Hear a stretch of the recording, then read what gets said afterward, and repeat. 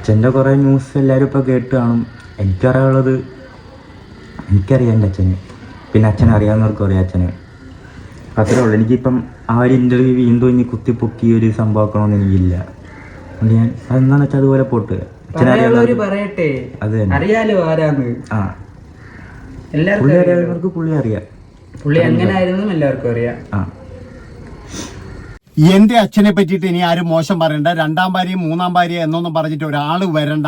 എന്റെ അച്ഛനെ എനിക്കറിയാം എന്ന് പറഞ്ഞിട്ട് ശക്തമായ നിലപാട് കൂടിയിട്ടാണ് മകൻ കിച്ചു രംഗത്ത് വന്നിരിക്കുന്നത്. ഒരാൾ പോലും ഇനി അവരെ പറ്റി പറയേണ്ട ആവശ്യമില്ല എന്ന് അവൻ ശക്തമായിട്ട് വാണിംഗ് കൊടുക്കുകയാണ്. പിന്നെ രേണു സുധീന്റെ കുറച്ച് കാര്യങ്ങൾ ഈ ഡേറ്റ് എന്ന് പറഞ്ഞ രേണു സുധി സോഷ്യൽ മീഡിയയിൽ പിടിച്ചു നിൽക്കാൻ വേണ്ടിയിട്ട് എന്തോ ചെയ്യുന്ന തരത്തിലേക്ക് മാറിയിട്ടുണ്ട്. അതായത് സുധിയുടെ ഓർമ്മ ദിവസം തന്നെ ഒരു ഡാൻസും കാര്യങ്ങളൊക്കെ നമ്മൾ കണ്ടതാണ്. വളരെ മോശമായ ഒരു കാര്യം തന്നെയാണ് അന്ന് നടന്നത്. അതായത് കുറെ ആൾക്കാരെ കൊണ്ടുവന്നിട്ട് ഡാൻസ് ചെയ്യിക്കുക, അത് കണ്ടിട്ട് പിന്നെ അവർക്ക് പിന്നെ എന്താ പറയേണ്ടത്, അവർക്ക് സന്തോഷം അറിയിക്കുക, ഇങ്ങനെയുള്ള കാര്യങ്ങളൊക്കെ നമ്മൾ കണ്ടതാണ്. ഇപ്പോഴും രേണു സുധി പറയുന്നത് പാസ്റ്റർ എന്ന് പറയുന്ന ഒരാളില്ല, പാസ്റ്ററെ എനിക്കറിയില്ല, ഞാൻ പാസ്റ്ററെ കല്യാണവും കഴിച്ചിട്ടില്ല, പിന്നെ അയാൾ വേറിയതോ ഒരാളാണ് എന്നൊക്കെയാണ് വന്ന് പറയുന്നത്. ഏതായാലും ആ ഒരു കാര്യം നമുക്കൊന്ന് കേട്ടിട്ട് വരാം. ഒരു ഇന്റർവ്യൂവിൽ ഇപ്പൊ കൊടുത്തതാണ്.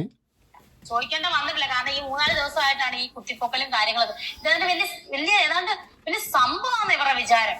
10-12 കെട്ട് നടക്കുന്നവളൊക്കെയാണ് ഈ കമന്റ് ഇടുന്നത്, അല്ലെ 10-12 പോകുന്നവളൊക്കെയാണ് ഈ കമന്റ് ഇടുന്നത്. ഇവളെയൊക്കെ വ്യക്തമായിട്ട് അറിയാം എനിക്ക് ഇതൊക്കെ ആരാ എന്ന് പറഞ്ഞാൽ. ഇത് വലിയ സംഭവമാണ് ഇവരുടെയൊക്കെ വിചാരം. ഞാനതെന്ത് ഇനി കേറി പോവോ, ഇവർ ഉദ്ദേശിക്കുന്നതിനേക്കാൾ വലിയ സെലിബ്രിറ്റി ആവോ, ഇതൊക്കെ ഓർത്തിട്ടാണ്. അല്ലാതെ ഇവരൊന്നും എനിക്ക് ഒരു 5 ഉപകാരം ഇല്ലാത്തവരാണ് ഇവരൊക്കെ. അതെ. അപ്പോ ഈ തരത്തില് ചേച്ചി സുധിച്ചേട്ടനെ വിവാഹം കഴിച്ചത് അതൊരു സെക്കൻഡ് മാരേജ് ആണെന്ന് അങ്ങനെ ഉണ്ടെന്ന് വിചാരിച്ചു ഞാൻ പറയാം. എന്റെ സുധിച്ചേട്ടൻ എന്റെ അടുത്ത് പറയാം, പഴയ കാര്യങ്ങളൊന്നും ഇത് ഇവിടം കൊണ്ട് സ്റ്റോപ്പ് ചെയ്യണം ആവട്ടെ. എന്തായാലും എന്റെ ലൈഫിൽ ഇപ്പം വിവാഹം നടന്നാലും നടന്നില്ലെങ്കിലും വിവാഹം എന്നത് ഞാൻ ഉദ്ദേശിക്കുന്നത് താലികെട്ടാണ്, രജിസ്റ്റർ മാരേജ് ആണ്. വിവാഹം എന്ന് രേണു സുധി ഉദ്ദേശിക്കുന്നത് അത് തന്നെയാണ്. സോ അങ്ങനെ ഇപ്പൊ അഥവാ എന്റെ ഭർത്താവിനും എനിക്കും ഇടയിലെ കാര്യങ്ങൾ, അല്ലെ എന്റെ ഭർത്താവ് അല്ല, രേണു സുധിക്ക് ഇത്രമാത്രം രോഷം കൊള്ളേണ്ട കാര്യം എന്താണ്? രേണു സുധിയോട് ഒരാൾ വന്ന് പറയുകയാണ്, എന്റെ രണ്ടാമത്തെ ഭർത്താവാണ് ഇതുപോലെ കൊല്ലം സുധി എന്ന് പറയുന്ന വ്യക്തി. അയാൾ കെട്ടിക്കഴിഞ്ഞതിന് ശേഷം എന്ന് പറഞ്ഞാൽ അയാൾക്ക് നിരന്തരമായിട്ട് മെസ്സേജ് അയച്ച് ശല്യപ്പെടുത്തുന്നത് രേണു സുധി ആയിരുന്നു. രേണു സുധി കാരണമാണ് എന്റെ ജീവിതം കൊഞ്ഞാട്ടിയായത്, രേണു സുധി കാരണമാണ് ഞാനും പിന്നെ ഇതുപോലെ തന്നെ എന്ന് പറഞ്ഞ കൊല്ലം സുധിയും തെറ്റിയത് എന്ന് ഒരു സ്ത്രീ വന്ന് പറയുകയാണ്. കൃത്യമായിട്ട് ഞാൻ പറയുകയാണ്, അവരെ അവിശ്വസിക്കേണ്ട കാര്യങ്ങളുണ്ടെന്ന് എനിക്ക് തോന്നുന്നില്ല. എന്താണെന്ന് വെച്ച് കഴിഞ്ഞാൽ അത് എല്ലാവരുടെ ജീവിതത്തിൽ, മിക്ക ആൾക്കാരുടെ ജീവിതത്തിലും ഇതുപോലെ രണ്ടാമതൊക്കെ കിട്ടുന്നതാണെങ്കിൽ ഇങ്ങനെയുള്ള ദുരന്തങ്ങൾ ഉണ്ടാകും. ഏതെങ്കിലും ഒരു സ്ത്രീ അവരുടെ ജീവിതത്തിലേക്ക് കടന്നു വന്നിട്ടുണ്ടാകും. ഇതൊക്കെ എന്ന് പറഞ്ഞാൽ നാട്ടു നടപ്പാണ്.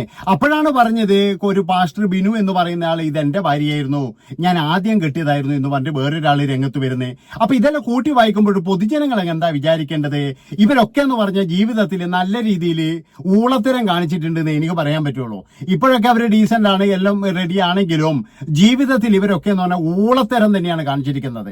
അല്ലാതെ എന്ന് പറഞ്ഞാൽ ഇവരൊന്നും ഒരു നല്ല ഒരു മാതൃക ഇതായിട്ടൊന്നുമല്ല കണക്കൂട്ടാൻ കഴിയുക. മാതൃകയാണെങ്കിൽ ഇമാതിരി ചെറ്റത്തരങ്ങളൊന്നും കുടുംബത്തിൽ കയറിയിട്ട് ആരും കാണിക്കത്തില്ല.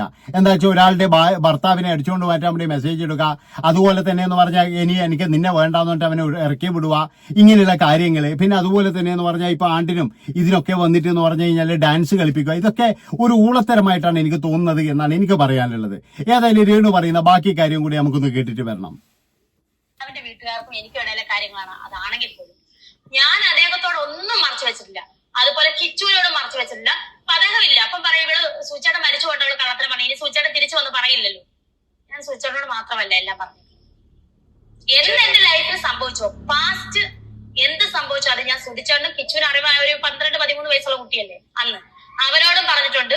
എല്ലാം ക്ലാരിഫിക്കേഷൻ, എന്റെ ലൈഫിൽ അനുഭവിച്ച ദുഃഖവും ദുരിതങ്ങളും പറയാൻ പറ്റാത്ത രീതിയിൽ ഞാൻ അനുഭവിച്ച ഒരു ലൈഫ് ഉണ്ടായിരുന്നു. അത് പറഞ്ഞാൽ ഒരു വിവാഹം കഴിഞ്ഞ് അങ്ങ് ദാമ്പത്യത്തിലോട്ട് പോയിട്ടോ ഒന്നും ഇല്ലാത്ത ലൈഫായി. ഈ കമന്റ് ഇടുന്നവരടുത്താ പറയുന്നത്, ഇനി കുത്തിപ്പൊക്കിയ ഇതേ ഉള്ള എനിക്ക് മറുപടി. അത് ഇത് ഞാൻ അറിയേണ്ടവരെ അറിയിച്ചിട്ടുണ്ട്, മനസ്സിലായോ?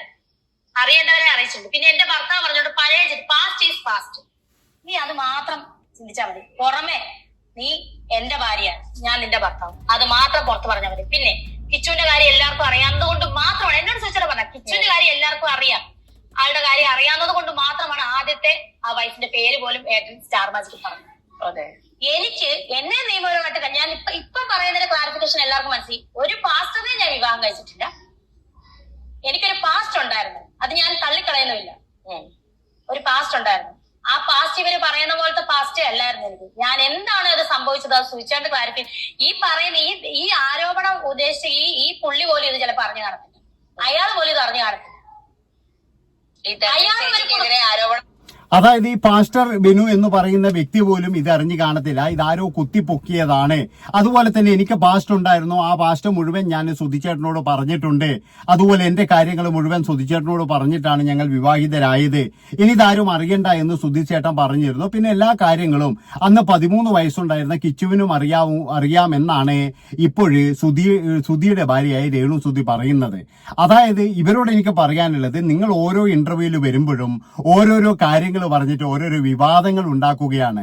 ആ വിവാദങ്ങൾ പിന്നീട് എന്ന് പറഞ്ഞാൽ പല ആൾക്കാരുടെയും ജീവിതത്തിൽ എത്തുന്നുണ്ട്. ഇപ്പോഴെന്ന് പറഞ്ഞാൽ രണ്ടാമത്തെ ഭാര്യ വരാനുള്ള കാരണം എന്താണ്? ഇവര് തന്നെ പറഞ്ഞു രണ്ടാമത് സുധിച്ചേട്ടനൊരു ബന്ധമില്ലായിരുന്നു, അതൊരു ലിവിങ് ടുഗദർ ആയിരുന്നു എന്നൊക്കെ പറഞ്ഞിട്ട് ഇവര് വന്നു. പക്ഷെ കൃത്യമായിട്ടുള്ള തെളിവോട് കൂടിയിട്ട് അവർ വന്നപ്പോഴേ ഇവര് ബബ്ബി അടിക്കുന്നേ, അത്രയേ ഉള്ളൂ. അതായത് ഇവരൊക്കെ ജീവിച്ചിരുന്ന കാലത്ത് എന്ന് പറഞ്ഞാൽ നല്ല രീതിയിൽ, ഞാൻ പറഞ്ഞല്ലോ, ഒരുപാട് പേരുടെ കണ്ണീരും അതും ഇതും ഒക്കെ ഇവരുടെ ജീവിതത്തിൽ ഉണ്ടായിട്ടുണ്ട് എന്നാണ് എനിക്ക് തോന്നിയിട്ടുള്ളത്. പിന്നെ മറ്റൊരു കാര്യം എന്ന് പറഞ്ഞു കഴിഞ്ഞാൽ, ഇനിയിപ്പോ ഈ ചാനലിൽ വന്നിട്ടാണെങ്കിലും തന്നെ ഇതൊക്കെ വിറ്റ് നല്ല രീതിയിൽ പൈസ ഉണ്ടാക്കിയിട്ടുണ്ട്. എന്താ വെച്ചാൽ ദാരിദ്ര്യമായാലും ഇതുപോലെയുള്ള ട്രാജഡികളായാലും പറയുമ്പോഴും എന്ന് പറഞ്ഞാൽ, ഞാൻ പറഞ്ഞല്ലോ, ഇതിപ്പോഴും എന്ന് പറഞ്ഞാൽ ഈ സുധി ജീവിച്ചിരിക്കുമ്പോഴും സുധിയെ പറ്റിയിട്ടുള്ള ഒരുപാട് കാര്യങ്ങൾ നമ്മൾ കേട്ടിട്ടുണ്ട്. പക്ഷെ ഈ അടുത്തായിട്ട് ഓരോരോ കാര്യങ്ങൾ അറിയുമ്പോഴാണ് ഇതിനുള്ള വ്യത്യാസങ്ങൾ. അതായത് അവർക്കൊന്നും എവിടെയും പറയാനുള്ള ഒരു വോയിസ് ഇല്ല, എവിടെയും പറയാനുള്ള ഒരു ചാനലില്ല. പക്ഷെ സുധി പറയുന്നതൊക്കെ കേൾക്കാൻ നമ്മൾ ഒരുപാട് ആൾക്കാരുണ്ട്. പക്ഷെ അതിന്റെ ഓപ്പോസിറ്റ് പറയുന്ന ആൾക്കാർ കേൾക്കാൻ ഇതില്ല. അങ്ങനെയുള്ള ഒരുപാട് അവസ്ഥയിലൂടെ പലരും കടന്നുപോയിട്ടുണ്ട് എന്നാണ് എനിക്ക് തോന്നുന്നത്. ഏതായാലും രേണു പറയുന്ന കുറച്ച് ഭാഗം കൂടി അതൊന്നും നമുക്ക് കേട്ടിട്ട് വരാം. വരുന്ന കാര്യം പുള്ളിക്കാരൻ അറിഞ്ഞിട്ടുണ്ട്. അയാള് ഈ പറയുന്ന വ്യക്തി പാസ്റ്റർ ഒന്നും അല്ല, എനിക്കറിയില്ല പാസ്റ്ററിനെ ഒന്നും അറിയില്ല. ഈ പറയുന്ന വ്യക്തി കല്യാണം കഴിഞ്ഞ് 2 മക്കളുമായിട്ട് കുടുംബജീവിതമായിട്ട് താമസിക്കുന്ന ഞാനാണ്. പിന്നെ എനിക്കിതുവരെ പറയേണ്ടതായിട്ട് വന്നിട്ടില്ല. എന്നോട് ചോദിക്കുമ്പോ എന്റെ ഭർത്താവിന് ഞാനൊരു വാക്ക് കൊടുത്തിട്ടുണ്ട്, പഴയത് പറയരുത്. അത് എന്റെ ഭർത്താവിനോടും എന്റെ മക്കളോടും എന്റെ മകനോടും അവരുടെ വീട്ടുകാരോടും ഒക്കെ അവരൊക്കെ അറിഞ്ഞു. അല്ല, പക്ഷെ പഴയത് പറയരുത് എന്ന് ഭർത്താവിന് വാക്ക് കൊടുത്തത് ഓക്കെയാണ്. പക്ഷെ ഭർത്താവിന്റെ പഴയ കാര്യങ്ങൾ വരുമ്പോഴേ മറ്റുള്ളവരെ ഒന്നും പറയാൻ പാടില്ല. അല്ലാതെ മറ്റുള്ളവർക്ക് വേദനിക്കാം, എന്റെ കാര്യങ്ങളൊന്നും മിണ്ടാൻ പാടില്ല. അത് എവിടുത്തെ നിയമമാണ്? ഇപ്പൊ നിങ്ങൾ തന്നെ ഒരു ഇന്റർവ്യൂവിൽ ഒരു കാര്യം പറഞ്ഞുകൊണ്ടല്ലേ മറ്റൊരു ഫോൺ സംഭാഷണം വെളിയിൽ വന്നത്? അതുകൊണ്ടല്ലേ ഇപ്പോഴും ഇത്രയും വിവാദമായത്? അപ്പൊ അങ്ങനെ വിവാദം നിങ്ങൾ തന്നെ ഉണ്ടാക്കുകയാണോ? അതാണ് എനിക്ക് ചോദിക്കാനുള്ളത്. എന്റെ എല്ലാ കാര്യങ്ങളും അറിയാം അവർക്കൊക്കെ. താലി കിട്ടുക അല്ലെങ്കിൽ എനിക്കതാണ് വിവാദം. അല്ലെങ്കിൽ പറയട്ടെ, ഈ കമന്റ് ഇട്ടോളം പറയട്ടെ, എന്നെ ആരാ താലി കിട്ടിയിട്ടുള്ളത്? കമന്റ് ഇടുന്നവരെ വ്യക്തമായിട്ട് അറിയാം. ഞാലിയാവഴിയിലുള്ള കുറെ എണ്ണത്തിനാണ്, എല്ലാവർക്കും ഇല്ല കേട്ടോ. പുറമേ നിന്ന് ചിരിച്ചു കാണിക്കുന്ന എല്ലാവർക്കും ഇല്ല. ഞാലിയാവഴി തന്നെ എടുത്തു പറയും, ഞാൻ അവിടെ കുറെ ജീവിച്ചതാണ്, എന്റെ സുധിച്ചേട്ടൻ കുറെ അനുഭവിച്ച സ്ഥലമാണ് അവിടെ. ഒന്നും വേണ്ട, ഈ ലോകത്ത് ഞാൻ സുധിച്ചേട്ടന്റെ ഒരേ ഒരു കുഞ്ഞിനെയാണ് പ്രസവിച്ചത്. കിച്ചുവിന്റെ കാര്യം എല്ലാവർക്കും അറിയാവുന്നതാണ്, മനസ്സിലായല്ലോ. കിച്ചു എന്റെ മകനാണ്, മൂത്ത മകനാണെങ്കിൽ പോലും. സുധിച്ചേട്ടനിൽ എനിക്കൊരു കുഞ്ഞുണ്ടായിട്ടുണ്ട്, അത് ഋതുലാണ്. ഇതിൽ കൂടുതലൊന്നും എനിക്ക് ഇനിയും പറയാനില്ല. ഇത് എന്ത് കാര്യം ഇനിയും കുത്തിപ്പോകും അവിടെ. ഞാനൊന്നും സമ്മതിക്കാതിരിക്കുന്നില്ല. കാരണം എന്നോട് ആരും ഇതിനെപ്പറ്റി ഡീറ്റെയിൽ ആയിട്ട് ചോദിച്ചില്ല. ആരും ഇതിനെപ്പറ്റി എന്താ പറയാ, ഇങ്ങനെ ഈ ആരോപണങ്ങളൊക്കെ ഉണ്ടാക്കുന്ന ഇവർക്ക് എനിക്ക് അറിയാൻ വേണ്ടിട്ട് ചോദിക്കും. ഏത് പാസ്റ്റർ? എനിക്കിങ്ങനെ ഒരു പാസ്റ്റർ വിവാഹം കഴിച്ചിട്ടില്ല. എന്നാൽ ഇതിൽ ആരോപിക്കുന്ന ആള് പോലും അറിഞ്ഞില്ല അയാൾ എപ്പോഴാ പാസ്റ്റർ ആയെന്ന് പോലും ആൾക്കറിയത്തില്ല. അതൊക്കെ ലൈഫ് സംഭവിച്ച് മറഞ്ഞ കാര്യങ്ങളാണ്, പാസ്റ്റ് ആണ് അതൊക്കെ. എനിക്കും അത് കുത്തിപ്പൊക്കി, എനിക്കത് പറഞ്ഞ് എനിക്കൊന്നും നേടാനില്ല, അവർക്കും അത് നേടാനില്ല. ഈ സോഷ്യൽ മീഡിയ എന്ന് പറഞ്ഞാൽ ഇങ്ങനെയാണ്. നമ്മൾ എന്തെങ്കിലും ഒരു കാര്യം പറയുമ്പോഴും വളരെ സൂക്ഷിച്ചിട്ടില്ലെങ്കിൽ, ഇതുപോലെ പഴയ കാലത്ത് എന്തെങ്കിലും പറഞ്ഞു വെച്ചിട്ടുണ്ടെങ്കിൽ അത് തീർച്ചയായിട്ടും ആൾക്കാർ കുത്തിപ്പൊക്കിയെടുത്ത് വെളിയിലിടും. അത് ഉറപ്പാണ്. ഇപ്പൊ മന്ത്രിമാരൊക്കെ എന്തോരം അനുഭവിക്കുന്നുണ്ട്.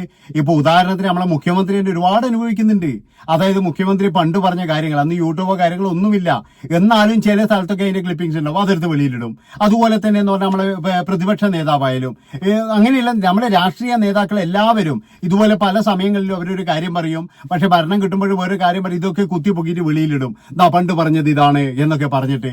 അങ്ങനെ ഒരുപാട് കാര്യങ്ങളാണ് ഇവിടെ സംഭവിച്ചുകൊണ്ടിരിക്കുന്നത്.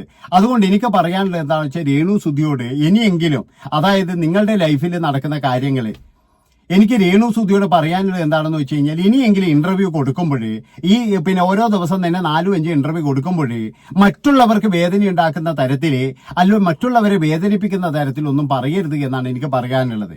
ഏതായാലും ഈ വീഡിയോ ഇവിടെ വെച്ച് വൈൻഡപ്പ് ചെയ്യാണ്. ഇതിന്റെ അടുത്ത ഭാഗമായിട്ട് വരുന്നവരെ നന്ദി, നമസ്കാരം.